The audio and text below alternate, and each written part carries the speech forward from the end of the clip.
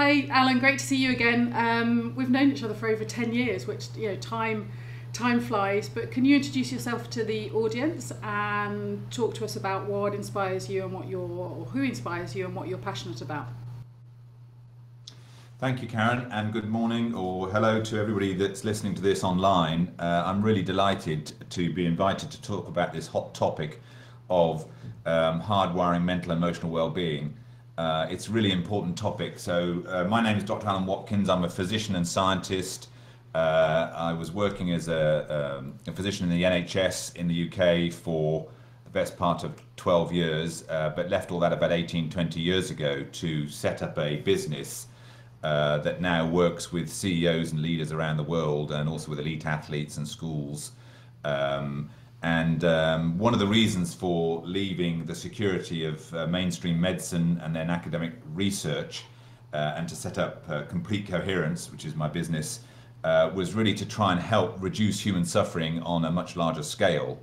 It had been my observation as a physician that if you're an admitting physician, as I was, admitting 90 emergencies a day into a hospital, there wasn't that much of a difference you could make. You could make a difference on an individual basis, individual people, but you couldn't make a scale play difference. And I felt for my own journey, I'd always wanted to make a scale play difference, reduce human suffering. And one of the many reasons I left was I thought I could probably do that better out in the world with people who are essentially still reasonably fit and well, as opposed to in a hospital context where people come in at the end of years of disease or mental ill health or whatever. So get up the other end of the curve and try and prevent some of the problems that then arise. One of the sort of stories I tell around the sort of mental and emotional well-being, if we're set up as a business to reduce human suffering, the other side of the coin is the joy of development. So can we create some enlightened leaders in all walks of life? So we sort of take a view that a lot of the suffering that human beings experience is essentially down to poor quality decision making. So if I give you an example, and this is a relatively commercial example, one of the biggest things that's caused many people to suffer over the last 10 years is the global financial crisis of 2008. So that was caused by 50 men, and it was men, I'm afraid to say. I know who they are, and we've got 34 names so far, only one woman, interestingly, in that group. These guys took decisions, whether they were in some of the banks and the financial institutions on Wall Street, on the bond desks, in the rating agencies, in the Federal Reserve. These people took decisions which were financially hugely beneficial to themselves personally, but caused a massive amount of suffering across the planet. So they effectively doubled American debt in 1 year. They caused 30 million people to be unemployed globally within 1 year. And there were hundreds of thousands of suicides globally as people's lives went bankrupt and they lost everything, and they lost their family, they lost their livelihood. So there was untold suffering as a result, as a consequence of decisions made by effectively 50 men. So I sort of take the view that if we can improve the quality of decision making, if we can create more enlightened leadership so people make better decisions, then we could reduce human suffering. We work with large multinationals and incredibly passionate, because it's tough work, to try and help better quality decision making in big complex systems where there are lots of people. So some of our clients have hundreds of thousands of employees globally. So it enabled me to have more of a scale intervention than dealing with, admitting 90 very sick people in a hospital context. Yeah. So that's great to have a company that you've built around a perfect piece of human insight. So trying to reduce human suffering at scale is wonderful. So if we come back to the question, which is around hardwiring mental and emotional well-being, so that other people, other organisations can really help improve the human suffering that you've set out to reduce. Let's start by talking about why mental and emotional well-being is important for people, and then we can talk about why it's important for organisations. So why is it important? So if you take sort of the Maslow view, the sort of hierarchy of needs, it's very difficult to get to the top of Maslow's pyramid, the self-actualization, if you're ravaged with anxiety, worry, concern, or mental and emotional problems. It's difficult to become, hugely developed or enlightened if you're angry all the time or if you're anxious all the time. So it's a fundamental blocker to realizing your own potential and living a happy and fulfilled and successful life. So on the journey from what you might say is sort of beginning at complete naivety and ignorance to being enlightened, one of the most important sort of insights of things to develop on that journey is the ability to regulate your own biology and your own emotional state. So no matter how clever you are, how smart you are, if you feel threatened by whatever, a threat to your livelihood, a threat to your point of view, a threat to your self-esteem, it can cause a massive amount of turbulence, and that very fact alone can constrain you and stop you becoming the person you're capable of being. So that's often a really critical bit of development that human beings have to go through. The good news is that it's actually, if you really understand what's going on, that you can truly transform yourself and your life and your own experience by getting a control or a much greater understanding and then a control of your own mental and emotional experience. Yeah. So that's great, and I think for individuals it's really powerful on that journey to enlightenment. But what about organisations? I've been in roles where some people have turned around and said to me, well, that's, a doctor needs to look after that, or that's, we can't take on the responsibility as an organisation. So why should organisations care more about this emotional and mental well-being topic? Well, organisations are just clusters of people. So at a straight commercial level, people perform better if they're happy and content. I mean, the evidence is overwhelming. So if you just take a organisational view of improving profitability, improving growth, you'll get better profitability, better growth if your people are happier. I mean, it's very, very obvious. People do not perform well when they're stressed, when they're anxious, when they feel overwhelmed, when they're worried, when it's a volatile market. People don't function at their best in those circumstances. So physicians really are there set up from the more extreme end of the market. So if the anxiety or the depression goes on for a long time or is particularly intense, that's where physicians may be required. But for most human beings, organizations have a huge responsibility, I think. And the good news is that if they lean into that responsibility, they can make a dramatic difference to the well-being of their people. And it's in their interest to do so, because those people will then function better, they'll be happier, and they'll enable the business to grow and thrive and flourish. Yeah. So clearly consequences around better performance, and then outside the organisation, as you said earlier, poor decision making can lead to huge consequences outside of the organisation and in society as a whole. Why do you think, as it does sound so obvious, why do you think there is so much stigma around emotional well-being and particularly mental health in organisations? I think largely because it's poorly understood. I mean, most human beings, and certainly most executives, live a one-dimensional life. So it's very easy to get distracted and indeed addicted to what you're doing. So the attention is almost exclusively on your to-do list and your tasks and your objectives and your goals and stuff out there. And so we value ourselves by our success out there. And many people don't realize there's another dimension in here.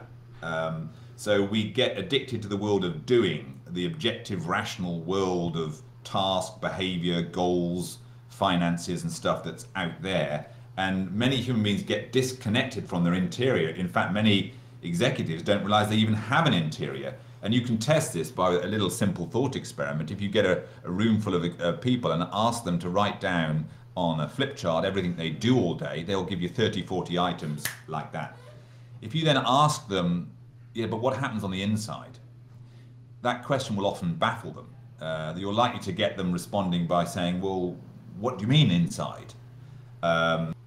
Leadership is an inside-out game. It starts with who you are as a human being and what kind of human being you bring to your task, you bring to your job, your target, your goal. But many people's experience at work is they become a human doing. They're just going through a series of tasks, transactional, and it doesn't feel great. So we become one-dimensional. We become human doings, not human beings, and we feel that disconnection. And that's one of the reasons there's a stigma around mental emotional health, is we're disconnected from our interior and we don't really understand the interior. And society largely prizes exterior achievement, wealth, status, and so on, and doesn't really prize that much interior achievement, the evolution of the self. It doesn't really prize that to the same degree as exterior. So we don't value it, we don't understand it, we don't know how to soothe ourselves, we don't know how to develop ourselves. And so in that lack of awareness, if there's something going wrong on the inside, people get scared or frightened by that because they don't understand it. Yeah. And it's often seen as weakness. What matters is exterior stuff. And so that's the challenge for modern society, I think, is we've got to take a slightly more sophisticated view and realize we're not one-dimensional. We're not human doings, we're human beings. So there is the world of doing, there is the world of being, but there's also the world of relating, how we relate. So there's actually three dimensions, what you might call I, my being, we, my relationships, and it, what I'm doing. So I, we, and it. There are actually three dimensions, and these dimensions exist in every moment of our life. If we don't realize there are three dimensions, it's very easy to fall into a sort of lazy stigmatization of turbulence or problems on your interior. So thanks, Alan. We already have a great piece of advice for those three-dimensional human beings who are already listening. They can sit down and do the exercise about what people are actually doing and what they're thinking or being. And people listening on the live stream today can actually do that exercise quite easily with their direct team, with their leader. So that's already a great bit of advice, and we'll come back to more advice a bit later. So in the audience there are quite a few tech leaders and people working in tech. Have you seen any specific challenges in that industry that you'd like to talk to the audience about? Yeah, I think the tech sector is really fascinating. In fact, I'm currently writing a book on artificial intelligence, and I coach a few CIOs in multinationals. So the tech really is risky because, number one, it's changing at an incredible pace. There's this sort of exponential curve of change, and the tech sector feels that more intensely than many other sectors. And of course, that creates uncertainty, and the pace of change and the confusion and the anxiety around all of that. So it will often trigger a much greater level of anxiety than other market sectors. And there's a huge expectation in the tech sector. The level of sort of complaint when the tech doesn't work is disproportionate, and everybody just expects it to work. And when it does work, we just forget about it. So there's never the appreciation for when it does work. There's only ever the complaint of when it doesn't work. So the volatility and the expectation is huge. But there's another interesting phenomena that tech is something that's out there. And so our unidimensional nature, our tendency to be addicted to the stuff out there, is often exacerbated by the tech. There's this sort of phrase, I think, therefore I selfie. My whole experience of myself, my interior, is collapsed into an exterior dimension. That who I am and what I am is, a number of likes on Facebook, or it's a selfie that I can post. So we've collapsed the richness of our interior and the beauty of our maturity, our morality, our virtue, our consciousness, our identity, our ego. That's all collapsed into some exterior picture. And so the tech sector is particularly at risk of that excessive addiction to the exterior. And you can't solve some of the problems of mental, emotional, which are interior problems. You can't solve happiness and well-being and fulfillment with an exterior answer. you have to understand that there is an interior and the work is in here, not out there. So I think there's some particular specific challenges to the world of tech. The good news is that tech can massively help us understand our interior and open us up to a much richer insight and a development of our interior and a much greater level of happiness and fulfillment. We can actually use tech to help us in that way. Yeah, and you're doing just that as well in your business. So besides the book you're writing, the books you've written, you've also got an Emotional Planet app. Tell us a bit more about that.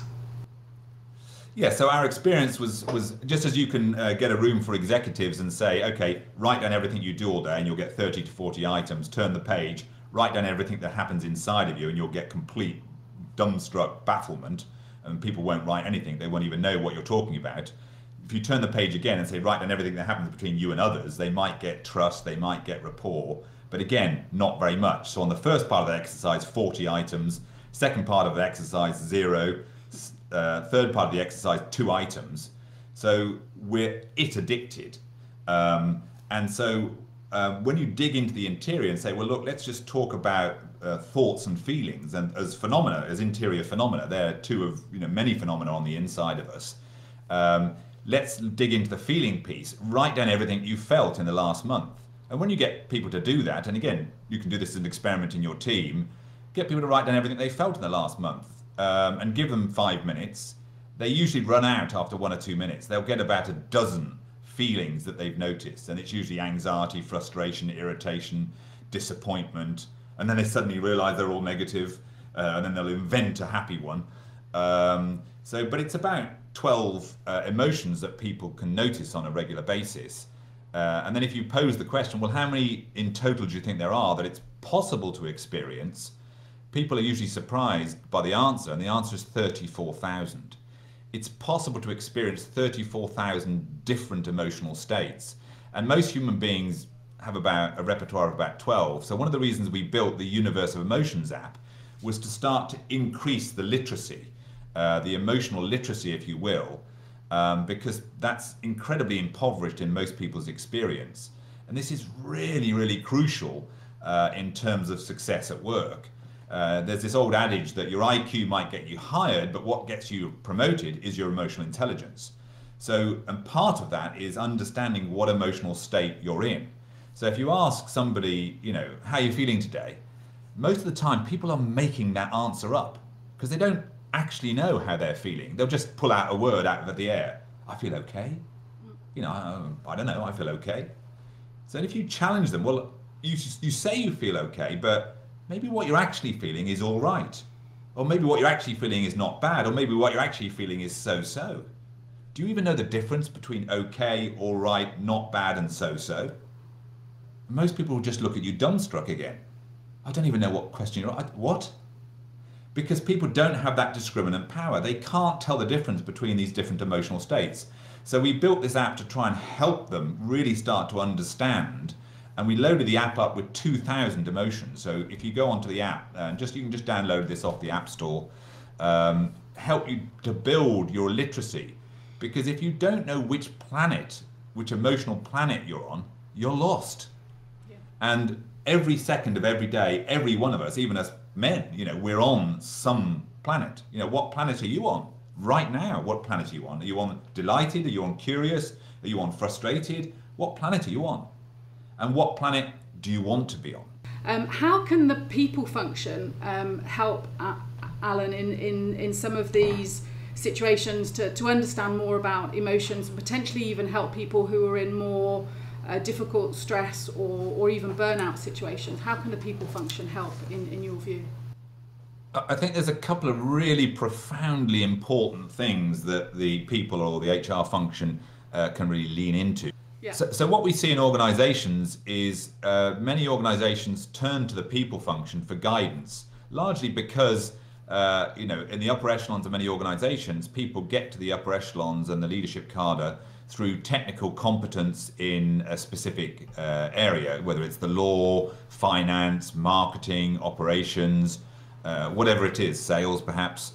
But they don't come to organizations with degrees in anthropology They don't necessarily understand the anatomy of the ego, the physiology of identity, or any of the really sophisticated, yummy stuff.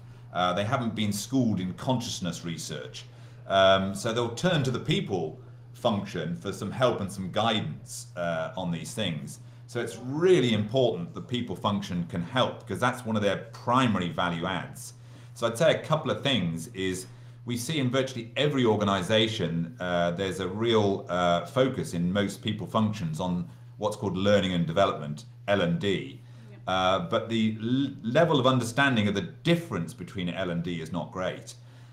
So people, programs are set up, leadership programs are set up. Some organizations send their senior people to Harvard or INSEAD or some of the business schools for development, leadership development. But it's not actually development. What actually goes on is learning.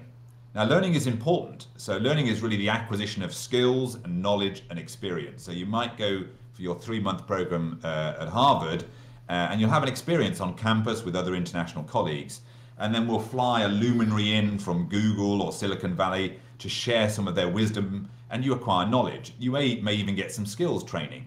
So you acquire skills, knowledge, and experience. But you go into that program and you come out of that program the same person, just a bit more knowledgeable, with a little bit more experience. So you haven't actually changed.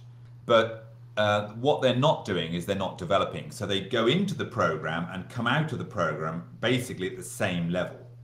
Just a bit more knowledgeable with a bit more experience. So they haven't really changed as a human being. So they haven't developed. So development is really a euphemism for change. So if you honestly look at yourself and think, well, how much have I changed in the last year or 2 years? The answer to that question for most people is not much.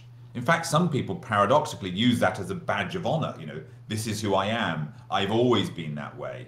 They use a lack of change as a good thing. So what it's really saying is I haven't developed. I've acquired more knowledge, but I haven't really developed. But the real advantage, the real commercial value add for the people function is to help human beings develop, which means they step up to a whole new level of capability. That is development, and that's profoundly different from learning. If you like to think of it, learning is a horizontal phenomena, acquiring more knowledge, more skills, and development is a vertical phenomena. And horizontal isn't vertical. You need both. You need a bit more knowledge and a bit more technical information and whatever. But the real game changer in a modern VUCA world is you become more capable, you become more able. So the people function really needs to understand really deeply that profound difference between learning and development, between, if you like, adding more apps and upgrading the human operating system. The real commercial value, 80% of the value of any process is in that upgrade, not just in adding more knowledge or more technical capability. Yeah, and that's a great challenge as well. It sounds more human as well. So humans also need to upgrade their operating system. So just one last question on the future, Alan. How do you see the future? Will robots be mentally and emotionally aware? Will they become enlightened leaders? Well, it's an absolutely fascinating, and this is why I'm writing the book at the moment on AI, is that most of the commentators, whether it's well-known commentators like Gates or Elon Musk or Stephen Hawkins, or people who've written some of the well-known books like Nick Bostrom, are talking about sort of the singularity. Ray Kurzweil popularized that idea of when the machines take over, you know, and they're going to annihilate all of us. So they run a sort of Armageddon scenario. I'm actually much more optimistic than that. If you get it wrong, there is a definite risk that the machines will become smarter than human beings and they will annihilate us all. So there's definitely a risk of that. But actually, I think, ironically, the way that we prevent that and the way that we really harness technology moving forward is to make technology more human. So rather than us becoming more robotic, we make the robots more human.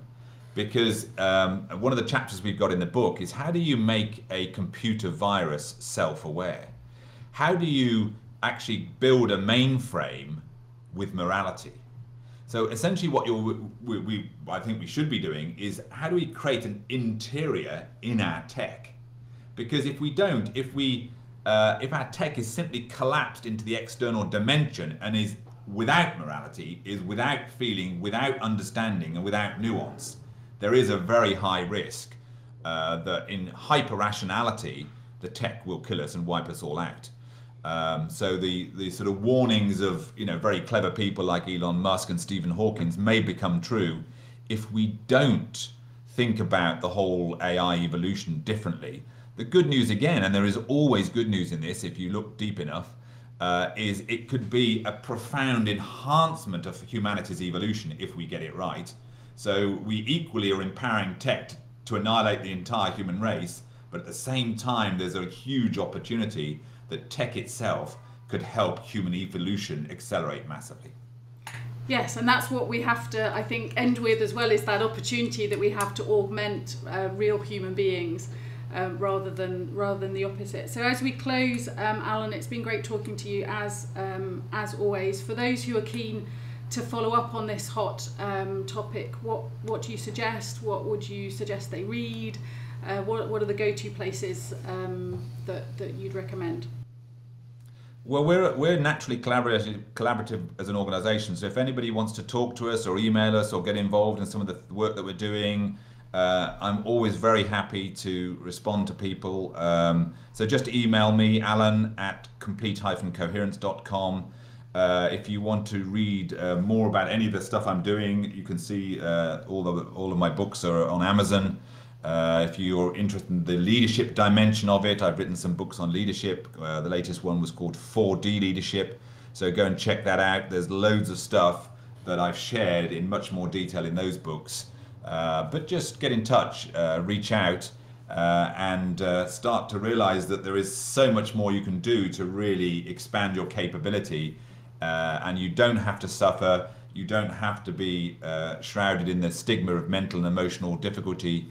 You can completely game change your own life if you know how your interior really works. And so I'd like to leave you with that super sort of upbeat message. Anything is possible if you know how your system really works. Great. I can't add any more to that. I think that's great. It's been great talking to you. I hope everybody enjoys the conversation we've just had and the follow-up. We'll leave all the links on the broadcast and on the Hot Topics website. So thank you very much, Alan. Speak soon. Thank you, Karen. It's been a delight.